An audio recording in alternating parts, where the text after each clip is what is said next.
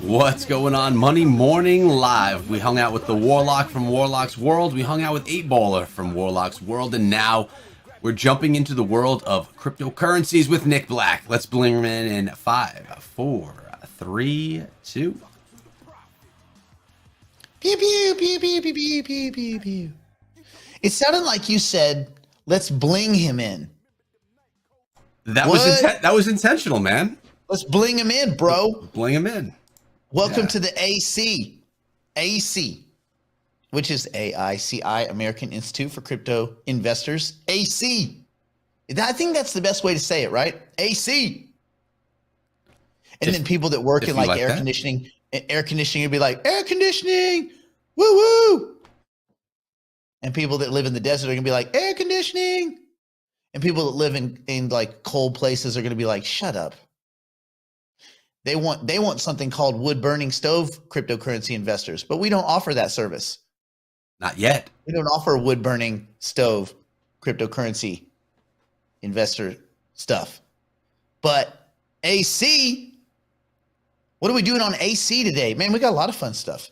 We're talking about the US digital dollar. Who should manage that? Should it be the Federal Reserve, Taco Bell, Federal Express, or the Treasury Department? I'll let you noodle on that for a minute. We're going to talk about another Bitcoin ETF application. Oh, Kathy Woods, they're at it again. We will talk about Coinbase and how there may be an advantage compared to other industry similars people are kind of missing. I think there's just a general mispricing of Coinbase, and coin would be the equity. I think people are missing it. It's not the best, but there's some gold in them there hills. And then we will do our market update, which spoiler alert, same. Oof. It's like a dismissive sigh. You know, everybody has that one like relative that you're like, how are you doing? And they're like, and then you know, oh God, here it comes. Here comes some long dithering, just something about their gout and their foot, and then Spleen. Somebody named Thelma and Uncle Cletus. Aw, and poor Thelma. Finally got that growth taken care of. Thelma. Who could have known, right? Who could have known? But you know what? Not us. Our market update, we will just focus today more on where we think the best opportunities are. So instead of going through all of the assets and being like, woo woo, or ooh, ooh, we're just going to say, look, here's where the best value is. I think if I was looking at throwing some cash into the giant, lottery machine, the fruit machine that is investments right now. And that's anywhere you look. That's equity space, fixed income, the bond market. Anywhere you go, you're putting your money in the fruit machine.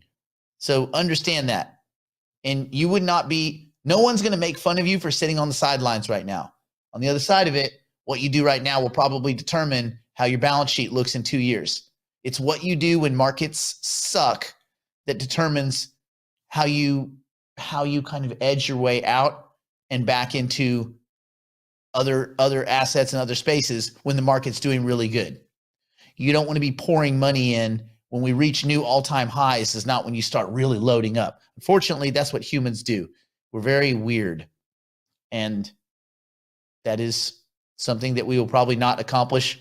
And I probably can't unwind weirdness on this show, but we can maybe make some smart decisions when the market is quiet. Eric, have you bought anything in this super quiet market? You know I haven't bought anything, Nick. You're just calling me out again here, man. But no, I haven't bought much. No. That's weird. Wait, you weird. Said you haven't bought anything. Now you say you haven't bought much. Are you vying for Supreme Court justice? I'm just trying to play the fence here, man. I'm trying to keep myself out of trouble as best as I can. Or may. Yeah. Just trying to play it safe with you, Nick. I never know where you're going to come out of. Hey, you ready to get into some crypto headlines, though? I think we should. Let's get to the guts. All right. Well, we definitely have a few here prepared, starting with this one. U.S. Fed Vice Chair says digital dollar would take 5 years to launch. What is this about, Nick? The Federal Reserve's Lael Brainerd says it will take years to build a US CBDC, and the project can only start once Congress and the White House sign off on it. What? Yeah. So look, there's a lot to unpack here. Really quickly, does anyone think, let's go back to our multiple choice question. If I remember it correctly, it was, who should be the ones to manage a US digital dollar? Should it be the Federal Reserve, Taco Bell, Federal Express?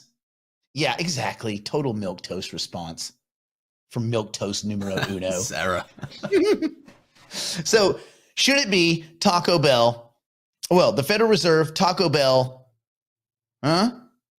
Federal Express, or the Treasury Department? Chick-fil-A. I used to think that was Chick-a-filla. Did you know the correct name? Or be honest, Eric, did you think it was Chick-a-filla too? No, I Or never did. Chick-fil-A? Chick-fil-A? You knew it was Chick-fil-A? Because my sister used to think it was something weird, and she was made fun of for it, so I made sure to never make the same mistake. Total milk toast way of going about it, but that's what I did, and we were good. We avoided that one. You chose that courageous wait and see approach. I dodged it. Yes, I did. Okay, so in my opinion, friends, in order to issue a government-backed fiat asset, a sovereign currency, for any, and this is whether it's the United States, whether it's Mexico, now look, I don't want any of you saying if it's Mexico, then it would be Taco Bell. No, that would be wrong. That's like, anyway, point is, any government-backed currency needs to be issued by the entity that currently issues their other fiat stuffs, right? So, and I mean stuffs because it's not just, the Treasury Department doesn't just issue US dollars, right? There's also treasuries, notes, bonds, bills, all sorts of cool stuff along the debt spectrum, right? Different maturities and stuff. And you also have local municipalities that have muni bonds, and there's a whole big flourishing bond market, right?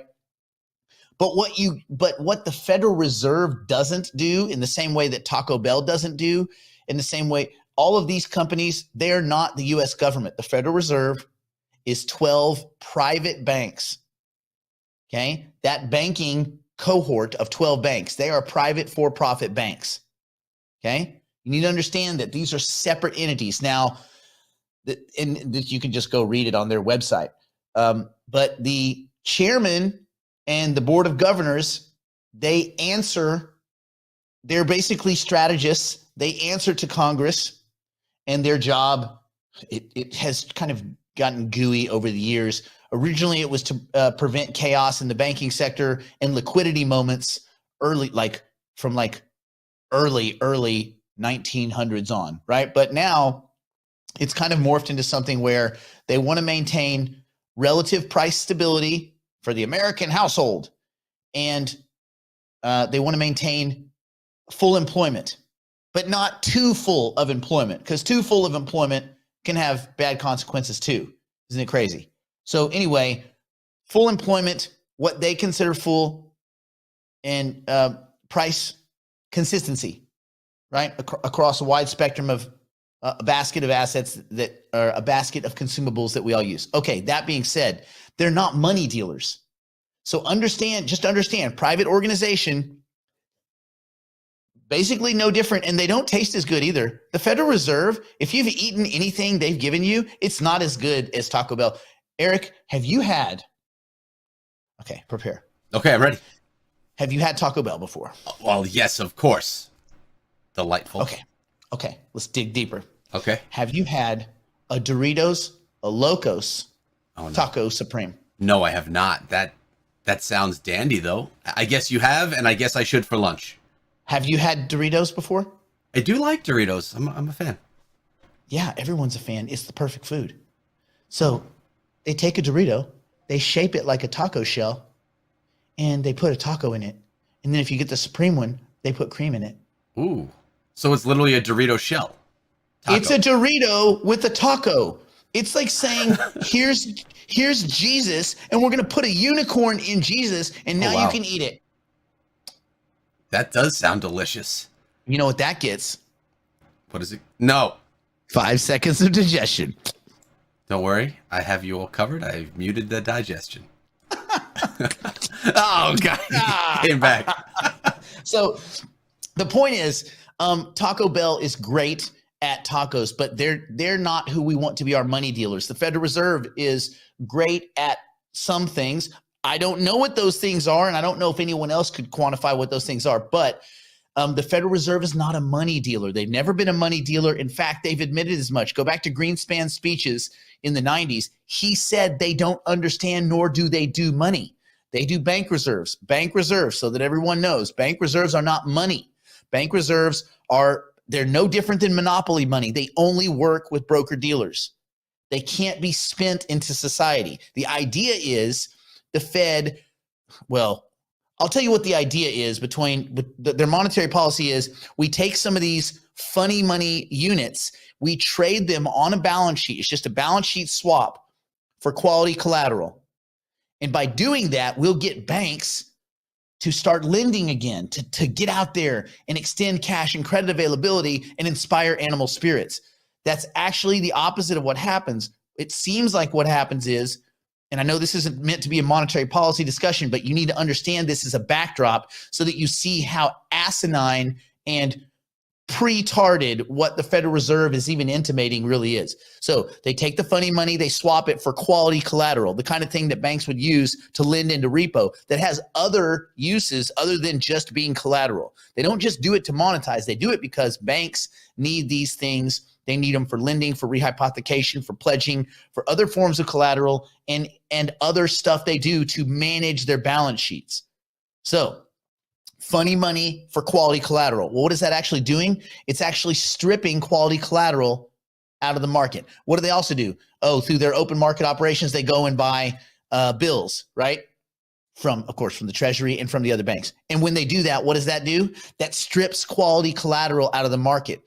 The best quality collateral is on the run, short-term bills, right? If you strip that out of the market, you're actually doing the reverse of what quantitative easing is supposed to do. So it's neither quantitative because it's not based on math, and it's not easing. It's actually tightening because it's stripping quality collateral out of the markets.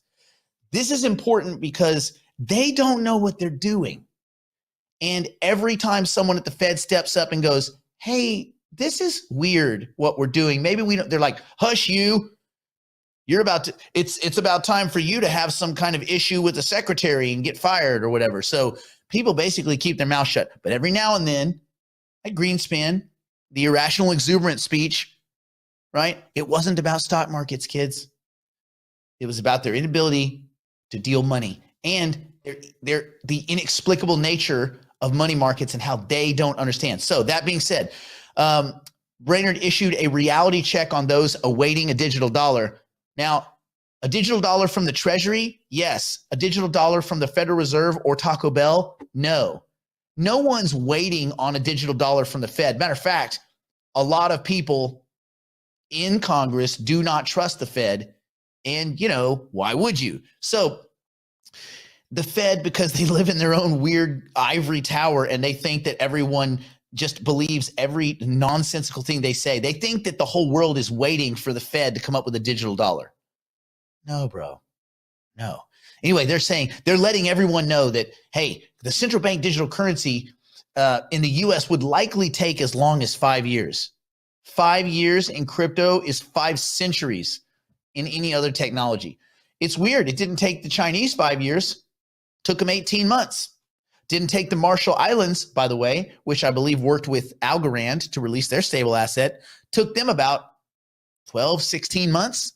It's weird. Isn't it weird? Well, why? Well, because the Fed probably knows that they'd have to get past Congress, get past the Treasury. And the only way I don't even know if it does work. So what this would be, the Fed would be releasing their own stable coin, no different than Tether. Weird, right? Only guess what? The Fed doesn't have money. The Fed's not a money dealer. They've never been a money dealer, and the Fed doesn't print money. So this would be a stable coin with nothing backing it. So it'd look a lot more like Luna, which is weird, right? Oof. Yeah. Anyway, in Brainerd's first testimony after her recent swearing-in ceremony to take over the Fed board's vice chair role. She told the House Financial Services Committee that the Fed is still studying. Yeah, of course, studying. Right. I'm sure they're just sleepless nights studying digital dollars. They're studying the question and wouldn't move before approval from the White House and Congress. They will not get approval from Congress. This will be dead in its tracks. Congress will, and they're not great at a lot of things, but you know what they will not allow? They will not allow the Federal Reserve to start printing money, because then all of the inflation that people think, it like all of the maxis that are like inflation, hyperinflation, Zimbabwe, blah, blah, then you're going to get it. Now, on the other side of that, it might make sense to have very targeted real-time stimulus. Let's say, Eric, where do you live? You live in where? Some place very rural, provincial place? No, I live in New York, man. Where in New York? You don't live in New York. In the OC. What's that? Orange County, New York. It's There's like an Orange County, New York? Yeah. Orange County is the place where all the douchebags live in California. No, it's where Orange County Choppers was. Remember that show on TV? That was from Orange County, New York. You and it was 6 good. people watched it. No, it was good. It was. Oh, really? Good. Is it still on? No, still on? They actually moved out to California, though, so maybe it makes sense. Oh, did they? Yes. Did they move out? But Orange County, New York is about an hour out of New York City, just so you know. So it's not really New York. It's not really New York. It's the New York I want to live in. Ah, okay. So it's a different New York. Yeah. Okay. So it's not New York. So you live out there in the woods. Okay. Sure. Yes, in a hut. I live in a hut. with a tin roof that's constantly like you have to patch it. Always raining, always hearing. With grasses. You go into the woods, you get the grasses and you patch it. Yeah, I'm very efficient. Mm-hmm. Okay. So what was the question? Even living out in the woods, would you trust the Federal Reserve to start issuing currency units, or would you rather it just came straight from the U.S. government? The U.S. government. Why? What is that one to you, just off the cuff? What does that distinction mean to you? Oh, I don't know. It just seems safer. It seems safer. That is it, right? We all know. There's some stuff you know. Like when the Boy Scout guy is like, hey, come to my tent for a back rub. You know you shouldn't do it. You don't know why. You're 8, right? But you know not to, right? There's just certain things we know inherently. The Federal Reserve is a private organization, and we just all know. Guess what else? Congress knows. People just know. So this is not going to just take a long time. I don't think this ever happens. But again, also we know, let's say in your small town, your OC, there's a huge flood, there's storms, and houses are blown away, tornadoes. Basically, God comes and smites you. You get smited.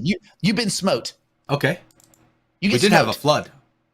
Okay, and there was a lot of property damage, yes? Yes. Okay, so in your smotedness, when all the property's damaged, it might make sense for the government to very specifically come in and go, I'm going to help you, and you. Here's some stimulus. Here you go. Now, this currency can be used to buy lumber, supplies, hotel, the kinds of things we put on a list that are allowable for someone in an emergency situation to get back to their feet. Maybe some stipend for your income, whatever. Yes. Right? That makes sense. And it's humanitarian. I'm all for that kind of stimulus. Okay. I don't like the helicopters raining down money on society because I think that typically gets misallocated and creates some perverse incentives and behavior. But we should have a system that allows for real-time, very targeted stimulus. And that's what a digital US dollar, a crypto-based digital US dollar could do. So there's value in that. It's just that the Fed is not the one to do it. Now, if the Fed wants to put a proposal together like they do now and say, listen, we want to do a program, we want to manage a program of targeted stimulus, and the Treasury says yes, and the Treasury allocates funds, cool. I think that's great. But the Federal Reserve can't be the ones to do it. Remember, same Federal Reserve that all these dudes have been getting rich and trading on proprietary information, I know, just like Congress, but getting rich and then disclosing it 6 or 7 months later and saying, you know what? We're going to have a meeting about ethics. Oh, really? Are you, Jerome? $55 million working in public service? Something doesn't, You don't pass the sniff test, mate. It's just, again, something's not right. Jerome Powell's no different than the Boy Scout leader. Don't get in his tent, bro. And I don't think Congress is going to get in his proverbial tent either. That's as far as I'm going to go. The rest of it is just them positioning, saying it's going to be about 5 years, that the digital dollar is a ways away and all this kind of stuff. One, if the U.S. government through the Treasury wanted to create a digital dollar, it would take about 14 seconds. The groundwork has been laid. The only thing that would be difficult is convincing people to allow it. And then the reality is that we already kind of use a digital dollar. We just don't use a digital dollar that has any kind of auditing behind it. And auditing, as it turns out, is something that people in the government that are, borrowing money they maybe shouldn't, or trading on insider information, they don't like it when the water is clear. They typically like murky water, right? What is the saying? The fish will prosper where the water is most murky. So that's what we're contending with. But the technology behind a digital dollar is already in place. If you had a government backing a digital currency, it would be very easy to implement. I mean, you can onboard your grandmother to crypto in about 2 hours. I'm pretty sure we could onboard the banking system. Again, then it becomes, do we really want a currency that everyone can see where it's going in real time? I mean, maybe at 3 a.m. when they park $240 billion into some sketchy military program for buying toilet seats and hammers for the Iranian government, you might be like, hey, bro, I don't know if I like that. And so there could be a lot of questions that come from that. Anyway, it's a lot of food for thought. My guess is the Fed's not the one that does this. It will be the Treasury, I hope. Otherwise, then you do want to buy some Bitcoin, bro. Bitcoin maxis should be begging for this. They should be begging for the Fed to have their own Fed dollar, because if that's the case, off the rails. You want to see inflation? Saddle up. All right. Should we move on? Yes, we should. And this one is about the ARK and 21 shares, something about another ETF approval. I'll read you through it here, Nick. Both the exchange and the sponsor believe that the proposal and the included analysis are sufficient to establish that the CME Bitcoin futures market represents a regulated market of significant size as it relates both to the CME Bitcoin futures market and to the spot Bitcoin market, and that the proposal should be approved, said the proposal. Kathy Wood. It's interesting. It's interesting timing, right? I mean, for a variety of reasons. One, ARK is getting nuked. I mean, I think they're down 60% from their highs, which their highs were. Anybody, look, you're buying at their highs, you were high. But still, the equity space is getting beaten up pretty much. But ARK and a lot of these, chase growth, chase vision, chase innovation, never mind the financials, they've been getting blown up a little bit, and they should. So interesting that this is something they did right now when the digital asset space is, pretty quiet. It's kind of taking a beat from the traditional space, the equity space, and in my opinion, this latest kind of separation, this dislocation or kind of discontinuity, where you have finally the crypto space is not trading in direct, lockstep with the equity space, is actually a good thing. But interesting timing. So ARK and 21 shares are making another, and they say another because they've had some failed attempts. Matter of fact, every attempt at a spot Bitcoin ETF has failed. And so you know the difference right now between do you know the basic difference, Eric, between a spot settled and a cash settled? Like an ETF, what would that kind of mean? Do you understand the significance? To be honest, I really don't. So can you fill me in, as well as maybe others in the same boat? So a cash settled ETF. The problem is there's no requirement of ownership of the underlying assets, and so it's basically a quasi market around Bitcoin where the people selling and the people owning, the people selling and the people buying, nobody has to have Bitcoin. It just tethers off the price.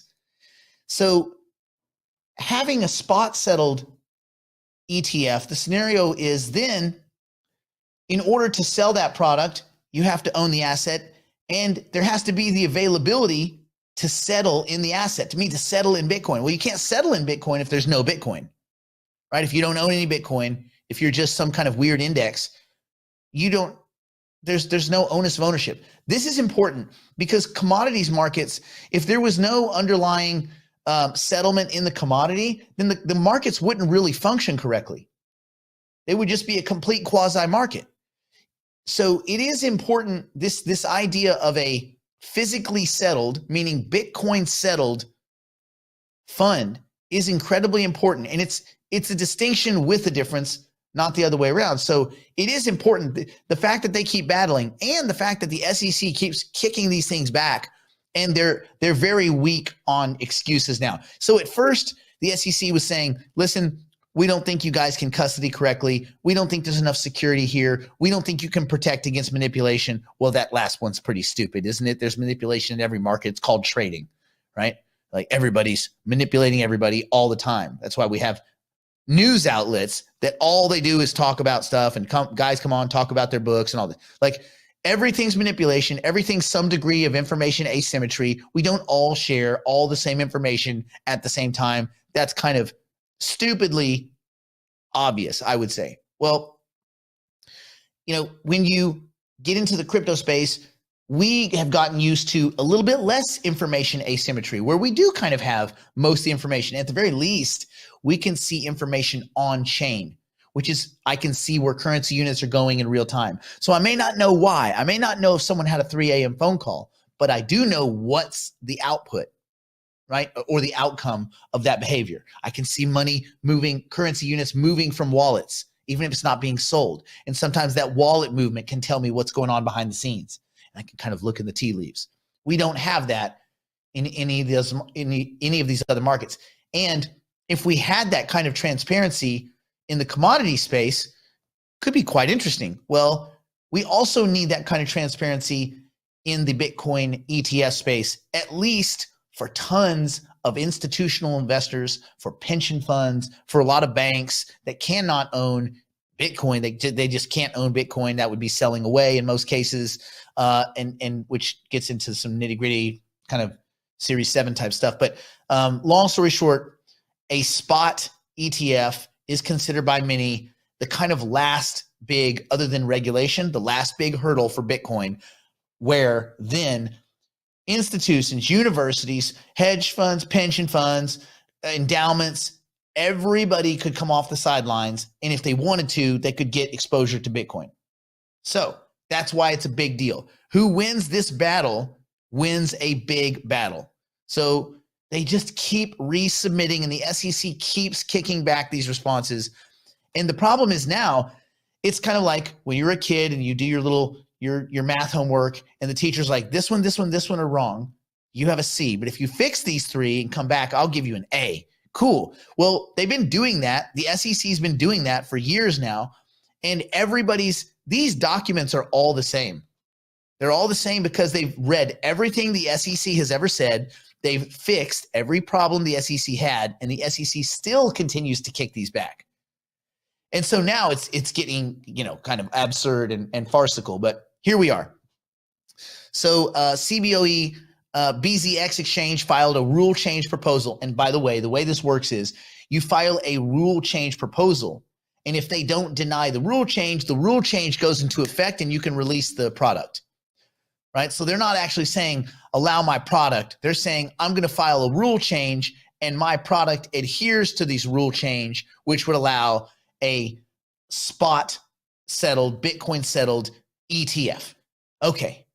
There's a lot of background for that, but a lot of people are kind of getting this, even like on CNBC and stuff. They kind of butcher this. Anyway, so BZX Exchange filed a rule change proposal to list the ARK 21 shares Bitcoin ETF, putting the SEC on the clock for another decision. Now, these things go out forever, right? CBOE filed the proposed rule change on May 13th of this year, and the document was published to the Federal Register yesterday, meaning a decision or extension can be expected around July 9th. You want to guess which one that's going to be? Anyone? Extension. Eric, did you guess extension? Yes, I thought my mic was on. I totally guessed extension, but I must have accidentally muted myself. Oh, did you? Did you? I accidentally screamed mute something? extension when I heard that. Extension. And then your wife was like, "It's not Friday yet." And you're like, "It is Friday, honey. It is Friday. The day is not over though. The day is never over." Okay. True. Oh wait, actually, the day is actually quite over. It's definitely over. In the past, the SEC has issued multiple extensions for rule change proposals attached to a spot Bitcoin ETF, with none ultimately getting the green light, including a previous iteration of the ARK 21 shares offering. The product was a joint submission with issuer 21 shares as the sponsor of the trust, and ARK Investments leading the marketing of the shares. I think the SEC rejected that one, having to do with custody. I think they thought they were too closely linked, too closely in bed. So the SEC rejection order came in April for that one. The commission is soliciting comments on the latest. So this is what they do. When they get these rule change proposals, the SEC says, okay, we want comments. Give us comments. Now you say, okay, cool. What do they do with the comments? Eric, what do you think the SEC does with the comments that come in on said rule change? They ignore them or delete them. Yeah, I mean, they probably don't delete them like with a delete button, but they sure don't look at them. There's no point, because they know they're getting their marching orders from somebody else, whether it's lobbyists, whether it's politicians that are, sitting on their hands, whatever, it doesn't matter. Understand that the SEC is stuck in the middle of a lot of political, horse trading. And Gary Gensler is not an idiot. People are like, Gary Gensler, we hate him. He's a dummy. No, Gary Gensler's not a dummy, bro. He taught this stuff at MIT. And guess what? There's not so many dummies at MIT. All right. They're not all super Stephen Hawking's, but there's some pretty smart people at MIT. And so he understands crypto, and he understands decentralization, and he understands blockchain. He understands distributed ledgers. He understands the idea of disintermediated systems, and so much that he can teach it at one of the best schools on planet human. He gets it, but he's also stuck in between the reality of a quagmonic political system where you have a lot of weird, perverse incentives and lobbyists and all sorts of kind of bad behavior. He's, I think, putting himself in a position where someone will file suit against the SEC, which Grayscale has already intimated they will do, to be forced into allowing this product, because it's not that materially different. Matter of fact, it's a much more solid product than the cash settled version. It's better, period. So, and he knows this because he's a smart guy, but he has to appease a lot of people. It's not so easy. So anyway, there's some cool background on this. Will this one get through? Absolutely not. Are they going to punt it? Absolutely. So expect nothing on July 9th except an extension. What they do is typically they go extend, deny. So expect that. Grayscale, by the way, I think is probably the one that pushes it across the finish line, because they'll have the argument, look at all these people we're trying to protect. So that's my 2 cents. That's all I have to say about that. Thanks, Nick. I appreciate that. Now, we do have one last topic before we get into the market review. Go on. A structural advantage here for Coinbase over competitors, Cohen analyst says. Stephen Glagola gave the crypto exchange... Glagola.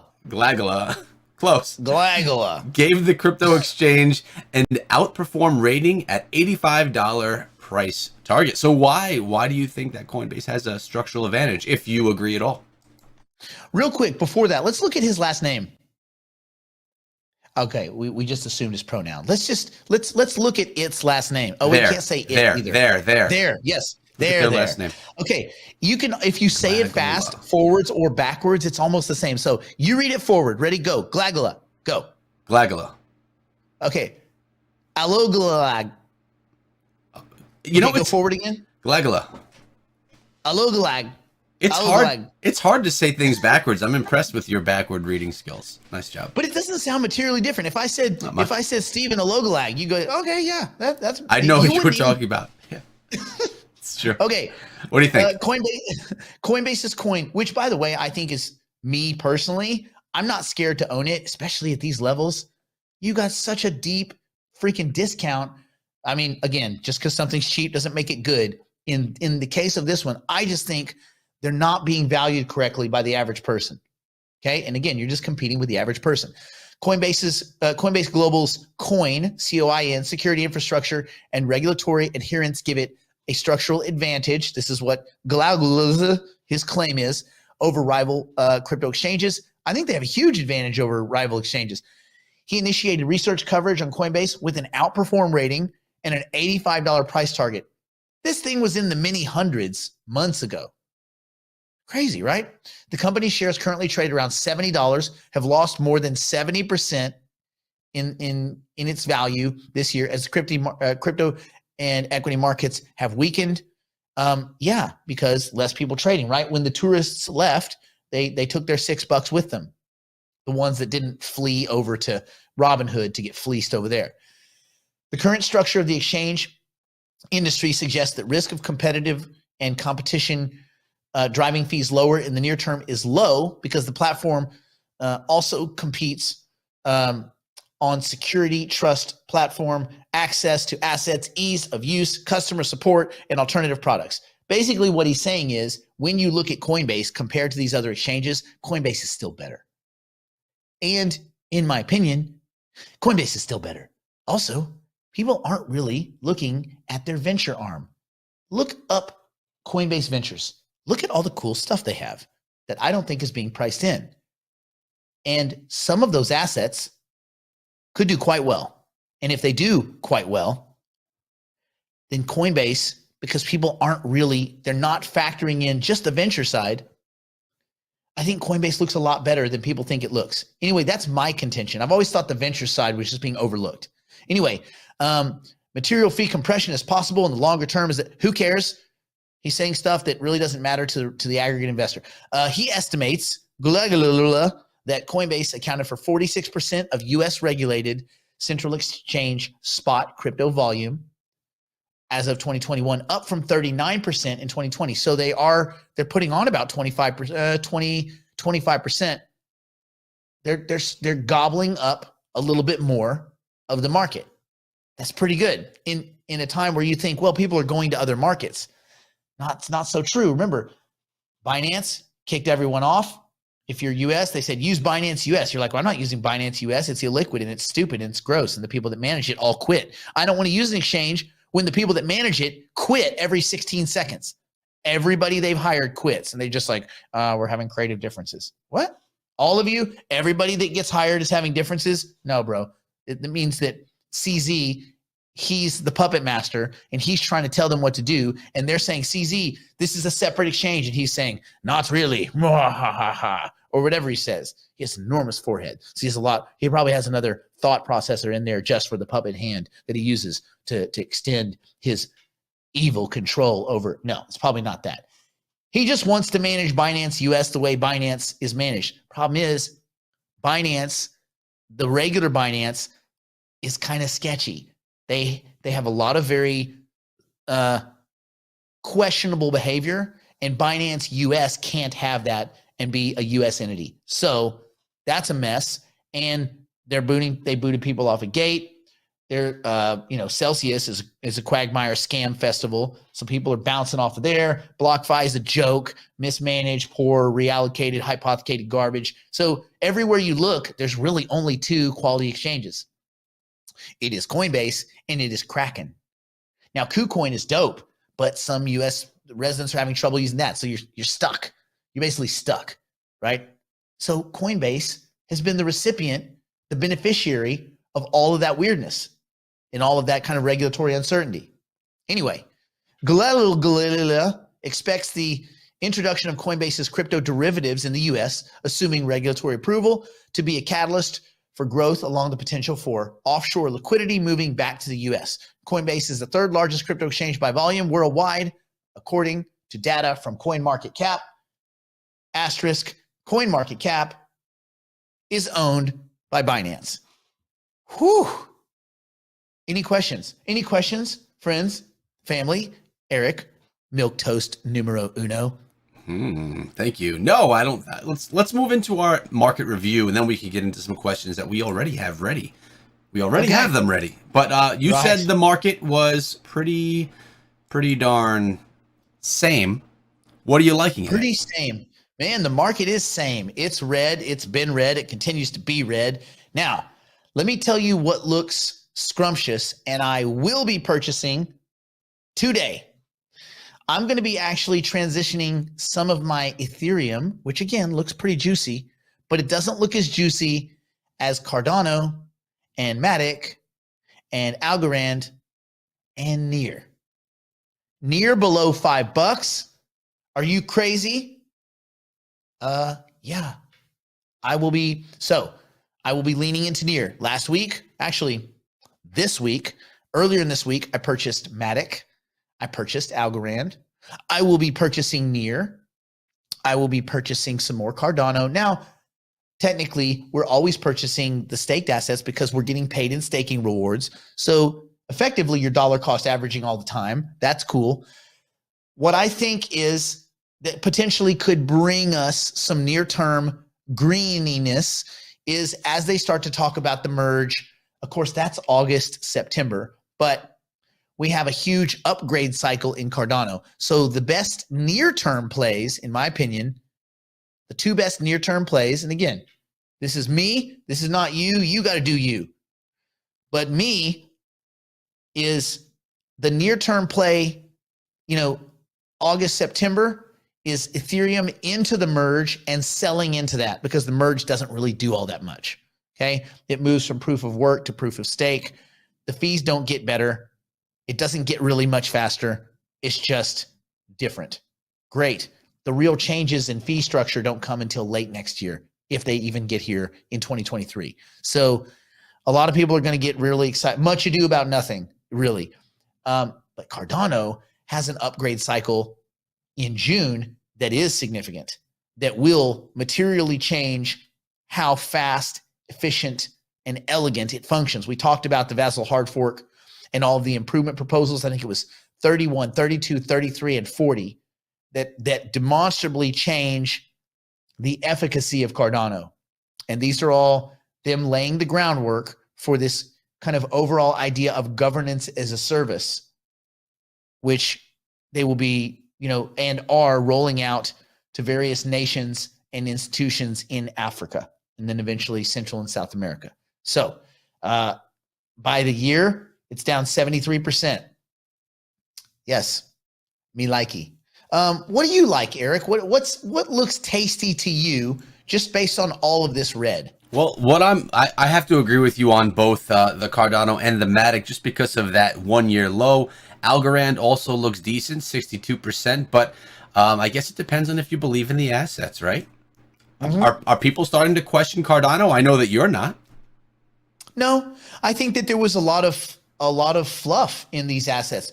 Mm-hmm. When, look, 2020, 2021 were pretty insane years if you think about all of the free money that was dumped into society. A lot of that made it into some of the early adopters in the crypto space, but mostly that money went into the hands of people that got sat on their couch and were told not to pay rent and don't make your car payment. And oh, by the way, here's $800 a week. Good luck. And so what did they do? They punted. They punted into the equity space in the form of stupid Reddit mafia recommendations. You guys remember? And they punted into crypto. And there was a lot of irrational behavior. And if you just start packing money in, well, it hits the good assets too. And so Bitcoin was ridiculously high and Ethereum was ridiculously high and Cardano and DOT and all these things. They had these really high, prices and high market caps. That story disintegrated when Joe Sixpack had to go back to work and the check stopped. So, and that's healthy. That's incredibly healthy. We have to unwind this badness. Now, the good news is most of that $4.5 trillion, it ended up in the top 1%. Whew. I was worried that actually people's lives were going to be made better by all that stimulus, but thankfully I was wrong. And 90% of that money ended up back in the top 1% of the world. Aren't you guys glad that things worked out the way they're supposed to? I know I feel better at night. Do you, Eric? Nick, when you're happy, I'm happy. We're happy. Yeah. We're happy. Hey, 1%ers, call me. All right. So I think there's a lot of discounts to be had. Again, don't do what Nick do or what Milk Toast do. What you need to do is you need to look at your balance sheet. You need to say, okay, my account is worth XXX right now, X dollars. You need to not look at prices and you need to write a portfolio down. These are my favorite 8, 10, 3, 12 assets. And then you're going to look at your current portfolio and you're going to make some hard decisions. You're going to say, do these, if I hold them up to the light, do they look the same? And if not, why? And then you're going to have to make some hard choices. If you wouldn't buy it now, definitely don't buy it just because it's cheap. Okay, because then you become a gambler. And I know some of these gambles will pay off. There are some unseasonably low priced assets that you could probably make a nice little flip here or there, but that's gambling and that's cool. I'm just not a gambler, and I recommend that you not be a gambler too. Okay. Hey, Nick, can I ask a question about, we used to talk a lot about looks. I know that it's changed. I know that it's super low, under 50 cents right now. Staking rewards, is there any play to be had right there, or are you losing trust in the company? Are you unsure of where it's going to go? What are your thoughts on that? I'm not losing trust in it. It's just not as enticing. I think this makes sense. You know, it was enticing when the market was still pretty stable. People were still buying NFTs, and you know, they were paying 1,000% interest. Now it's down to 53% for Ethereum. And it's not as exciting, because then I say, well, look, are they meaningfully competing with OpenSea? Well, you can answer that. You're in the NFT space. Yeah, no, they're not. Are they? They're much less liquid. Yeah. Yeah, they're just, and no one cares, right? Like, if everybody's over here, look, if you have 2 clubs and all the pretty people are at one club, it doesn't matter if you like the club. Oh. That's the club you go to. You go with all the pretty people are at that one. It doesn't matter if it's old and it's crappy and the door guy's gross. It doesn't matter. That's where all the hot people are. You go there. Even if the better club is the one that has the not hot people. Yeah. I get you. Oh, look, it's so clean. The drinks are not. No, man. It's just a bunch of ugly people here. It's a bunch of cat. These are where all the catfish go. Oh, they might as well call it brand new catfish bar. But all the hot people, what a name! All the fat, the super hot, rich Instagram successful people with amazing pictures, they're in the other bar. You go to the other bar, and that's what OpenSea is. OpenSea is the other bar. The bar sucks, but everyone is there, man. So, you know, unfortunately, I don't know what LooksRare can do to grab the market. I don't know if they can. My gut feeling says they can't. It's going to be tough. But again, I would love to be wrong, because I like what they're doing at OpenSea. I mean, I like what they're doing at LooksRare. I hope for their success, but I'm not going to gamble on their success. I wrote it until the interest rate adjustment. I saw what that did. I wrote it into the second interest rate adjustment, and I think you and I both got out in 2 parts. I got out, my first part, I got out at like 293. The second part, I got out at 176 or 170, somewhere around there. But my it's fine. You know, we did good. It was a run from January until we got a good 4.5, 5 months out of it. Yeah. My name's Bennett. I ain't in it. I don't think anyone else should be in it though either. Okay. So I think some of the success they were seeing was probably because of those high interest rewards as well. And now that those are kind of going away, it could dwindle. Yeah. And then you just say, man, you start going, well, 48 cents. Could it be 36 cents? Could it be 20 cents? And look, if you think we're just Johnny come latelys, I urge you to go back and look at our videos from about 3 weeks ago, where we told people in no uncertain terms, this thing will go below 50 cents. We don't have a crystal ball, bro. It's common sense. Common sense. It's common sense. This thing had to go lower. If you readjust, it's the same. This is what started a readjustment in the interest rate, a readjustment in compensation is what dismantled to dust Luna. They were hinting at readjusting the reward rate on Anchor that was paying 20% to their funny money token. And when the reward was adjusted, just I think down to 10%, that some people were like, I'm out. And when they were out, that caused a depeg and it was unrecoverable. Boom, dust. And so that's the thing. And so you look at LooksRare and you go, what does the token actually represent? Nothing, bro. It's a funny money token. It kind of represents some of the fees that are generated through the platform, but and there's some questions about lockups and early investors and wash trading and I'm out. My name's Bennett. I ain't in it. So there we go. All right. Thanks, Nick. Eric, should we tackle some questiones? Oh, we definitely should. I have 4 of them prepared for our audience here today. Yes. Tenemos preguntas, amigos. Let's see. We have Saad asking the question. When you stated that you need to even out your assets, are you talking about the amount of coins or the money per asset? Please give me a clue. Thank you. Rebalancing. Okay. Rebalancing consists of there's several ways you rebalance. And don't think of it as coins. I think of it as your portfolio allocation. So I have sectors in my portfolio. I have store of value as a sector. That's Bitcoin. And that could be, 25, 30%, right? So that's a sector. And of my $10, that's going to represent $2.50 to $3 would be Bitcoin of my $10 portfolio. Okay.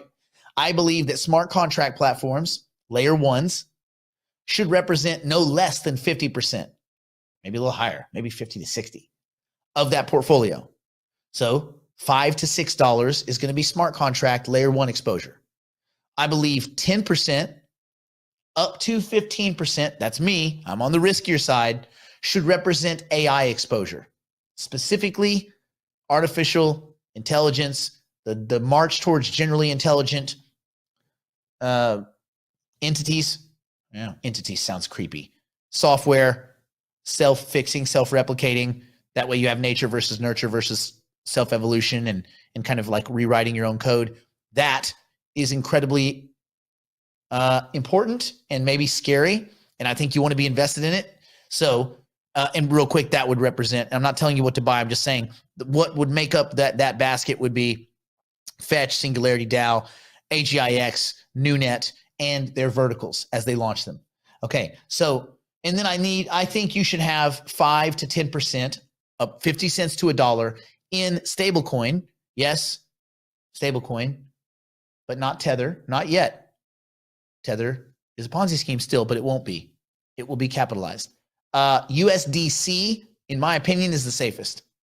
USDC. So when I rebalance, I look and see if those portfolios, if any of the sectors are bloated too much. And I might say, okay, I got to trim the sector down a little bit, right? Maybe the whole thing went from $10 to $20, but maybe Bitcoin, it doesn't represent 30% anymore. Maybe it's like 10%. I say, oh, okay. I need to add back to that portion of my portfolio, that sector, to get it back into balance. Now, then you go to the individual assets, and on those assets, some of them will have bloated or contracted more than the others, more than their peers. And so that's where either new money or staking rewards would go to rebalance inside the sector. So I hope that makes sense. I hope that's a way to look at it. I think that does, Nick. Thank you. Well, how about this question from Brian? Nick, just curious. I'm taking a course on crypto flash loans. It's one of the toughest classes I've taken. Python, hard hats, Solidity coding. I want to mention how much you can make. I won't mention, how much you can make because I can't believe it myself. Have you ever tried flash loans? No, because I'm not a genius at Python, hard hat, and Solidity. I'm not getting flash loans. It's a slippery slope. It's a very tricky, kind of a dangerous moral ground. You're taking advantage.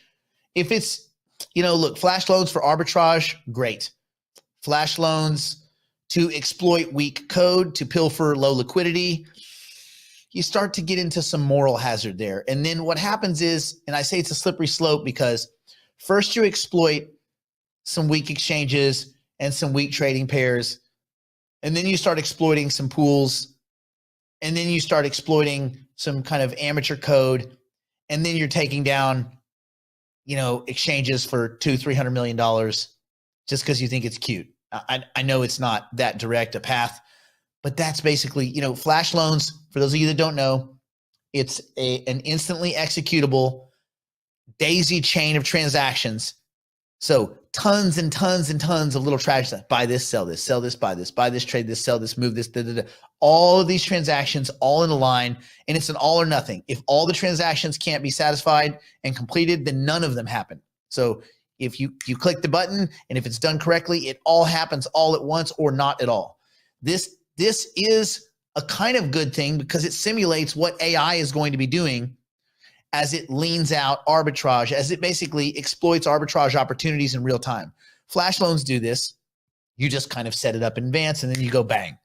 So if it's just simple arbitrage, I don't have a problem with that. The problem is it's never just simple arbitrage. It's always taking advantage of illiquidity somewhere or bad code and nuking it into the Stone Age. And because a lot of other people that don't understand that these risks are apparent, they get blown up. Part of that's on them for bad education, but part of that's kind of, I don't want to say on you for exploiting it, but just be very careful that you don't start going, instead of saying, I'm going to look for arbitration opportunities, you go, I'm going to look for exchanges and liquidity pools to completely nuke to zero, because that's essentially what, so it's not illegal. In my opinion, it shouldn't be, but courts are going to fight that out. But it is kind of, in some cases, amoral. All right.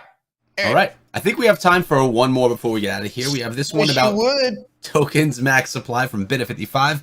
Hey, Nick, not sure if you've answered this before, but when all the coins or tokens hit their max supply amount, I guess you'll not be given any more interest. Staking will be stopped at this point for that coin, that given coin or token. What happens to the incentives going to the miners or the validators? Fees, bro. Fees. So then the fees will take care of the rewards you'll be getting, and you would assume that at that point, the fee structure, and of course they will readjust these to make these more incentivized. The fee structure will loosely mimic what the current staking reward rate is due to the kind of programmatic dissemination of the token, meaning they're showering you with tokens right now for being part of the network and validating transactions. Eventually, because there's fees generated as well. It's not only free tokens. A lot of these are fee-based. And so the fees will generate the bulk of the rewards that you receive.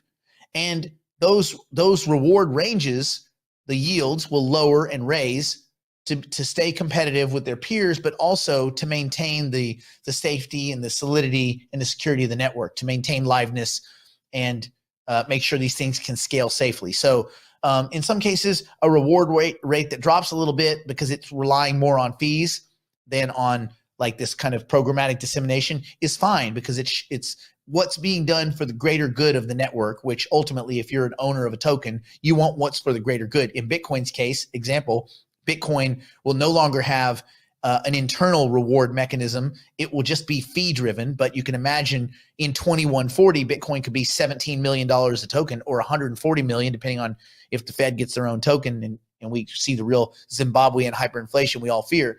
In a situation like that, you could have $100 million Bitcoin and the tiny, tiny little fees would be freaking massive. They would be enough to easily sustain the network into perpetuity.